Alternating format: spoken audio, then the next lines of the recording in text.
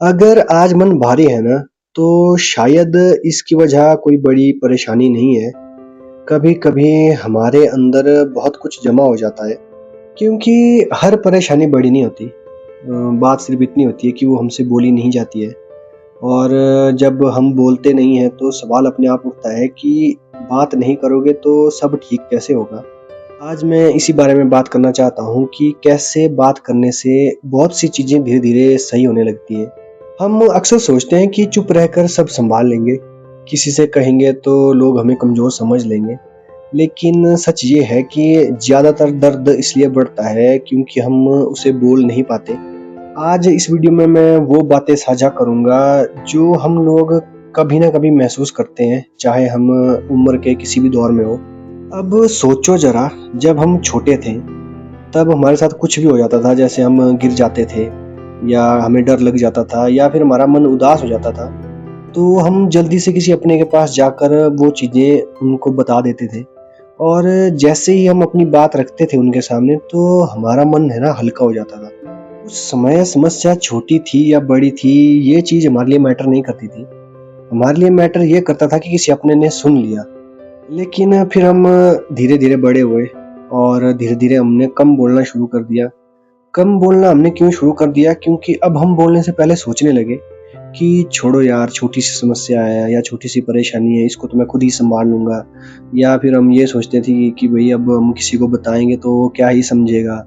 और यहीं से ये जो चुप रहने की आदत है ना, ये हमारी ज़िंदगी का हिस्सा बनने लगती है। क्योंकि जवानी में आते-आते ना ज़िम्मेदारियाँ बहुत बढ़ जाती है। चाहे वो काम की हो, पैसों की हो, रिश्ते की हो या फ्यूचर की हो, ये सब जो चीज़ें हैं ना, ये हमारी ज़िंदगी में एक साथ चल रही होती हैं। और ऐसे में हम सबसे ज़्यादा खुद को ही चुप करा लेते हैं। ऊपर से तो सब कुछ ठीक लगता है, लेकिन अंदर बहुत कुछ अटका होता है। अब ज़रा रिश्तों को ही देख लो। कितनी ही बातें ऐसी होती हैं जो अधूरी रह जाती हैं क्योंकि वो कभी बोली ही नहीं गई।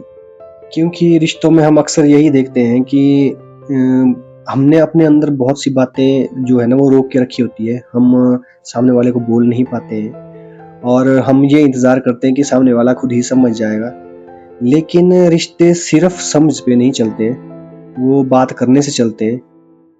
और जब बात होना रुक जाती है, तो फिर जो रिश्तों में दूरियाँ हैं ना, वो अपने आप आने लग जाती हैं। फिर एक ऐसी उम्र भी आती है, जहाँ इंसान बोलना तो चाहता है, लेकिन उसके पास सुनने वाला कोई नहीं होता और उस वक़्त लगता है कि कोई बैठकर सुन ले, तो सुकून मिल जाए। बात करने से हर परेशानी खत्म नहीं होती है, लेकिन बात करने से जो परेशानी है, वो सँभालने लायक हो जाती है। हमारा मन हल्का होता है, हमारी सोच वो साफ होने लगती है और जो रास्ता है ना वो धीरे-धीरे दिखने लगता है।